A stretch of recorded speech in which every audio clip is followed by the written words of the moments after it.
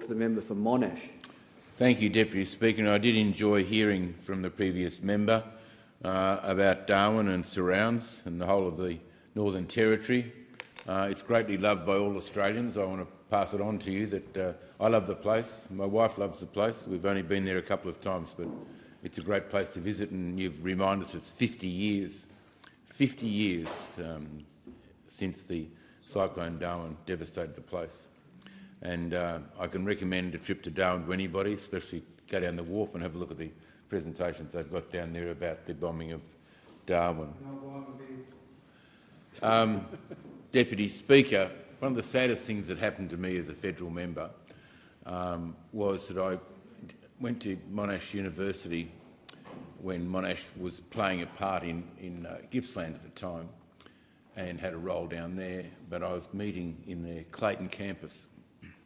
And I went to the Clayton campus and I couldn't find a car park. I was driving round and round and round and round trying to find a car park.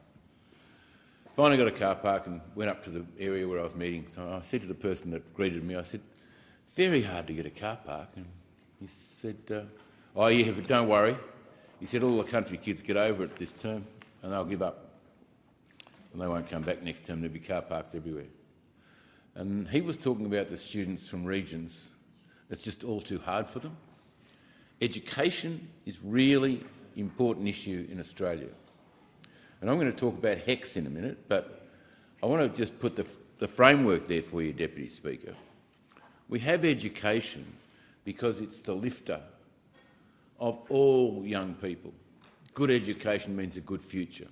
What was said in the Parliament by the Minister today, I think he talked about somebody with a tertiary education earns $60,000 a year more than somebody who's just come out of secondary college or whatever. Now, I'm not a tertiary educated person, but came up in a different way through business. But I know how important education is. If education from the federal government, funded by states and federally, is that important that we train our population for greater productivity, greater opportunity, greater lifestyle,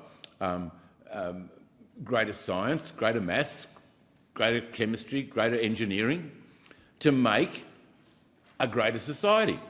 That's why we invest in our students, because they can grow Australia. They can make Australia great, not to be confused with an American politician. But why do we educate them? We educate them to make Australia a great place, and we need people who are highly educated to be able to have the future that we desire for them. So we invest in education. However, once the HECS fees came in, and I've got to tell you up front, Bron and I, my wife and I, paid for our children's university fees up front, so they didn't have a HECS debt. Most students haven't got the parents to be able to do that at that time. I think currently in Australia, our young people are facing the toughest times that I can remember in my years in this parliament, especially our young people, in particular our tertiary education students. It doesn't matter whether you talk about high food costs, skyrocketing rentals. If you're fortunate enough to get a rental, it's making it exceedingly difficult for students to survive, let alone what country kids have to put up with in the dislocation from their country area to go to a university. And if studying a full-time course wasn't enough, most university students are also juggling work, and many have career responsibilities as well. But on top of this, in regard to their HECS fees, they're being lumped with yearly indexation that dramatically increases their students' loans, not to mention their stress levels. Now, recently, up to a long time ago, Deputy Speaker, it was about a 4% a year increase in the HECS debt. 3 years, 12% increase. So if you haven't paid any back, that's 12% on top of what you had before. And as you know, compounding interest when you're investing is good because it compounds and compounds and compounds. And over 10 years, whatever you've invested comes out nearly double or triple what you put in. Just compound interest, nothing else, just compound interest. So compound indexation over a period of time, especially for women, and I'll come to that in a minute, compound indexation has left them with an ever-increasing bill. But that 4% over the last couple of years went to 7.1%. So over 3 years, 23% increase in your HECS debt. That's what's happened in Australia. That's what's drawn my attention to it.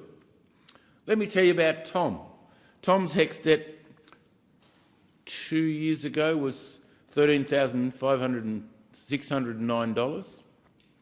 Then it went to $28,553. Now it's gone to $32,334. Now that's a remarkable increase. So someone who had a $13,000 HECS debt suddenly has a $32,000 HECS debt. It's a bit, I know that you're interested in gambling, Deputy Speaker. Well, if you were losing that much when you were gambling, you'd be pretty upset. So here we, as a government, are actually thinking this is a good idea. Now, I know the background when John Dawkins was the Education Minister, I think under Paul Keating, and they said, we'll give a whole lot of young people who wouldn't otherwise have the opportunity, they can borrow the money from us and then pay us back when they get a job. It sounds simple until you realise that today the total HECS debt is $78 billion. So our former students owe the federal government $78 billion. Can you imagine, is that a cash cow for the federal government or an asset of the federal government they claim is an asset on the books, which would be right? Because $78 billion, 10%,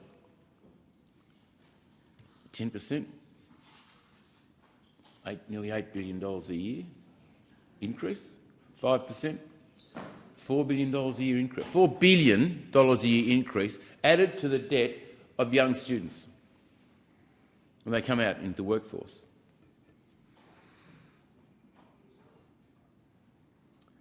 None of these payments made throughout the year are taken into account the time of the student's loan is indexed.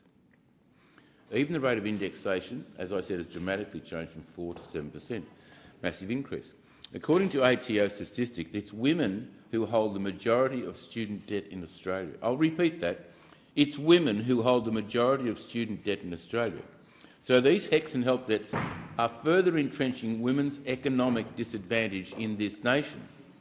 Today I read that total HECS debt, as I said before, is $78 billion. Since the start of HECS in 1989, $111 billion has been lent through student loans, with a whopping $19 billion added to this debt in the form of indexation. Only $51.5 billion has been repaid since 1989. Our teachers and nurses carry the biggest repayment burden of any group. Our teachers and nurses carry the biggest repayment burden of any group. All these already overwhelmed frontline workers who take on our most essential and critical roles. In fact, I know multiple women who were mandated to get the COVID injection and lost their jobs. Yes, many terminated for so-called gross, or will be given on their report, gross or serious misconduct, because they refused to submit to an experimental COVID injection. These women now find themselves unable to work in their professions, but are still lumped with the repaying their HECS debt. It's still there. Even if your job is taken away from you by government mandates, your HECS debt is still there. Now, on another report that I read, which will be interesting to you, Deputy Speaker, how HECS and help debts have helped entrench women's economic disadvantage. And this is important. Women say, the key points, women say they are frustrated by the help debt system and feel disadvantaged. Women hold the majority of all student debt in Australia. Researchers say that student debt system has exacerbated structural financial inequities between men and women. A fact. So why do women have a heavier debt burden? More women undertake university education, but on average men can expect to earn higher incomes after graduation than women. Crazy stuff. There's a maths equation here that simply doesn't add up.